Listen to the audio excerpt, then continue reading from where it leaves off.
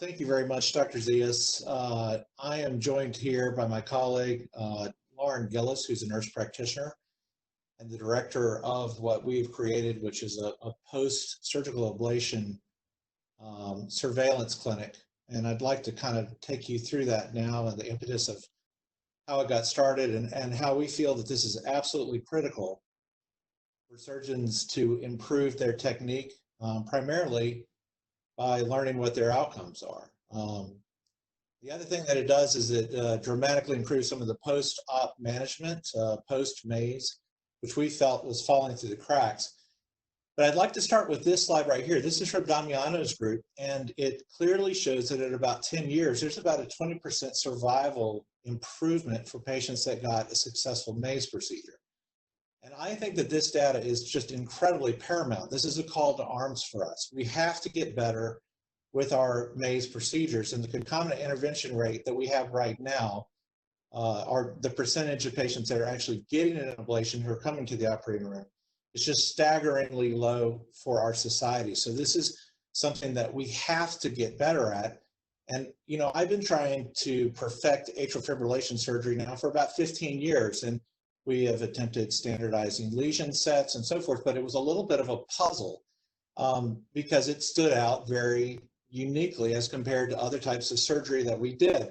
And it finally came to me that the major element that's missing in maze surgery is just the routine follow-up that you would get with any other type of surgery to let you know how you did. For example, if you were doing coronary bypass grafting and you had a couple of deaths, the way the data is now tracked in databases, you would immediately realize, because of the reports coming back to you, that there was a problem and that you would need to tune up your technique. This is also true for transplant surgery and SRTR, as well as with VADs and just about everything else that we do. But with atrial fibrillation surgery, unfortunately, it's just this black box. And it has caused a great deal of confusion with learning how to do the surgery. Many people that are trying to learn how to get good with their mazes simply just don't know if what they're doing works or not. And inwardly, a lot, although many times they won't actually vocalize it, they're concerned that, you know, they're just trying to do this, and but they're not really 100% certain it's going to work. So when we got really involved in a lot of the national trials, we started to get feedback on how I was doing. And it was at that point that I realized that surgeons just simply aren't going to get better unless they can continually see their results and see how they track with other surgeons, particularly other surgeons in their groups. So when we set this clinic up, that was probably the number one thing we wanted to go after. We wanted to follow every single patient that got any ablation in the operating room, and then have that patient go through an exact set of follow-up that would be for life. Now, the other two hats I wear are transplant and aortic surgery. And we do the same thing like Dr. Oakham suggested there for our aortic patients. We follow them for life. So Lauren is also the director of that clinic as well. So it was a natural fit to bring her into here where we could do a lifelong surveillance clinic and begin to generate data like I just showed you from Damiano, not at 1 year or 3 years or 5 years, but 10 years, 15 years, 20-year data. And by the time I'm retiring, that's what I would love to see coming out of this. Now, the other part that we needed to improve on was the post-op management, and that included AADs, anticoagulation, but interestingly, also the left atrial appendage management. Not all appendage closures are 100% correct, and we needed to identify those to make the decisions on who could stay on anticoagulation or hopefully who could come off. So let's go through these kind of one by one. The post-op antiarrhythmic drugs actually is how I finally got the administration to back bringing Lauren into this. Of all things, we were seeing a patient in the aneurysm clinic who we'd also performed the maze procedure on, and the maze worked. But of all things, nobody shut the amiodarone off. And as time went by, this poor patient actually developed a rare complication with long-term amiodarone, which is they became blind. And as they came out of the clinic, it just was fortunate luck that we had a high-level administrator who was there, and they were aghast at this, and that was the impetus to get this going. These drugs are toxic. They have terrible side effects, many of them do. So being able to transition the patient appropriately off of they're antiarrhythmic with a successful maze is a key goal that we also all need to pay attention to. The anticoagulation is the same thing. How many patients have you seen that have had a successful maze? They haven't had any atrial fibrillation for 3 or 5 years, and yet everybody's terrified about taking off the anticoagulation. Anticoagulation has its own set of risks. Getting it off safely should be a goal of one of these clinics. Now, the left atrial appendage management, we had to go through a little bit of a journey on. We started with TEEs on these patients, all of them, and the patients hated it and it was difficult to set up. But we have an advanced imaging center here, and luckily with the Watchman, they've set up a protocol that apparently is used all throughout the country called triple flash imaging. And with this, you can get very sensitive, high accurate images of the left atrial appendage to determine how well it's excluded or not. So we've moved to that. The patients are tremendously happy with this change.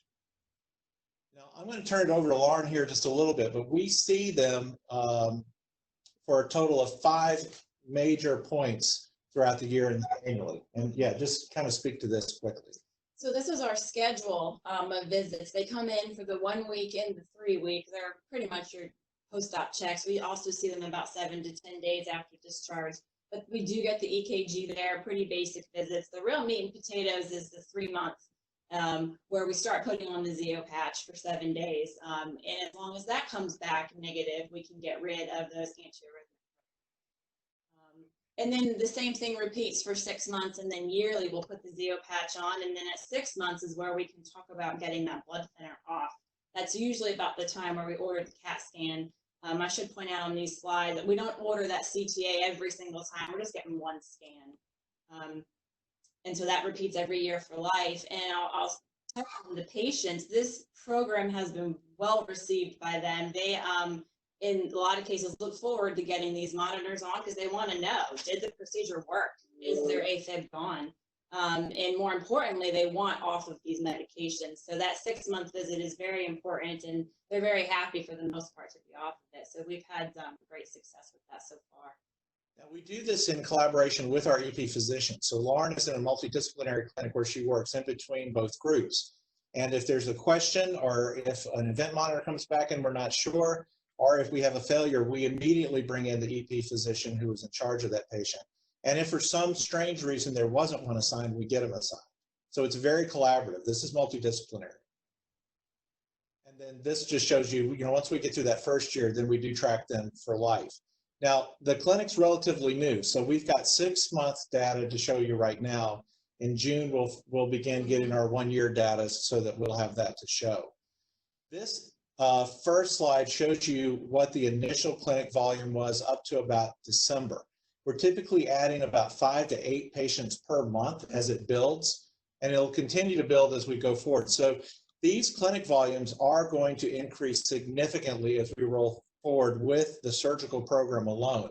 The clinic financially is black. Lauren can bill for what she needs to bill for, so this is not a red program, so to speak. If you want to look at a quality program that actually generates a little bit of money, this is something that most administrators, when they see the performer, begin to warm to, so to speak. I'm going to start with this. This is the first slide for success at 6 months. This is for my group, 7 surgeons, about 1,300 pumps per year. And again, interestingly, this surprised us. We thought it was going to look a little different. We thought the paroxysmal patients were going to be at 100, but at 6 months, everybody was doing really well. Now, this slide, though, begins to show you a little bit of the problem or the challenge that we have. CIR stands for concomitant intervention rate. And again, this is the rate of patients that are coming into the OR with AFib that are actually getting something done. So look, we've got a huge opportunity here. We were at 57%. With COVID now, we've actually fallen way down here. We're back down into about 23, so we've got to bump that back up. But our success rates are good. Our intervention rates are lacking. Nobody knew any of this data until we could actually show them. When you look at the surgeons across the group, as you would expect, there's actually a significant degree of variability. Some of the younger surgeons are quite scared of the operation. Some of the older surgeons do it quite frequently. But what I'd like to kind of focus your attention on are these 2 sets. Bar G here, which is 1 surgeon at 53% on the concomitant intervention rate. So a little better than the average, but still a ways to go. And then this surgeon, 20% concomitant intervention rate. Now let's go to success for each one of these. Keep your eye on bar A there. This surgeon has a 100% success rate, and he's only intervening at about 20% of the time. Once they start to see this data and they realize that the procedure is working, they're going to start to increase the amount of concomitant intervention that they do. Now, let's go back to this surgeon. He's the fallout. He's at 66%. He's not with the rest of the pack here. So this is the surgeon that we had to go to and say, hey, listen, there's something that's a little off here. We need you to go look at your technique. Are you doing all the lines correctly? Are your maze procedures full? And the beauty of the data is you don't have to really browbeat these surgeons. They're cardiac surgeons. They want to be excellent at what they do. As soon as they see this data, they start their own, almost all of them, they start their own performance improvement projects to try to get better, which is the beauty of it. Now, I'd like to say that the CIR kept on going up above 80 or so, but the best we've been able to get to is about 75%. And it does vary a little bit. Every now and then we'll have an off month. You can see down at 28 or 27%. But what I'm hopeful for is as the surgeons continue to see this data, that they're bothered by these numbers that are low down here, and we keep it up at about the 70% range, which is where we were in December. Again, we've just recently fallen off a little bit with COVID. But again, we're releasing this data quarterly to the guys. And as they get it, we're more mindful of it as a group. And we're also trying to get it into our operations committee meetings, which also go monthly so that everybody, the entire team, can see this data and try to get behind it. Now, a couple of words about left atrial appendage management. If there was ever a proof of concept, this kind of clinic is key to why you should be looking at this. Not all of the appendages were successfully excluded. And being able to identify that when you're having that discussion with the patient about whether or not you're going to come off anticoagulation really is critically important. Interestingly, Eclipse have worked beautifully. It's the stapler that we're having issues with. And right now we've got about a 40% pouch rate with the stapler. Now again, that's one or two surgeons that have been championing the stapler, but as they get this data back, they're moving away from the stapler. It still is a conundrum when you have a patch here or a pouch, a residual pouch in the left atrium, the left atrial appendage, about whether or not you can safely take that patient off anticoagulation. It's a big debate. We do it with our electrophysiologists. Right now, we're leaving them on anticoagulation if they still have a stump. So here are our future goals. But really, I think at this point, we're on to something. It's this process that we're doing, I think, needs to become standard for every serious program out there. They're just not going to be able to get better until they see what their results are. That's how they're going to know that they have a problem. It beautifully bridges the multidisciplinary hurdle by allowing you to work with the electrophysiologist. They love this.